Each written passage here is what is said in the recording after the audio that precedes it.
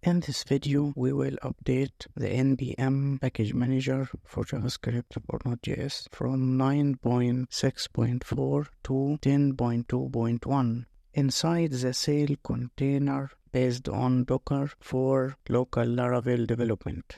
First of all, we will check the NPM version for Sail by doing this. Sail NPM version, it gives us 8.13.2, but when we check the NPM version for macOS, it says 10.2.0. So we'll upgrade by Sail build no cache to build the Sail container, which is based on Docker container, but there is always an error. So I tried to Sail build -- no cache and Sail build -- pull, but there is always error because Docker can't locate postgresql-client-15.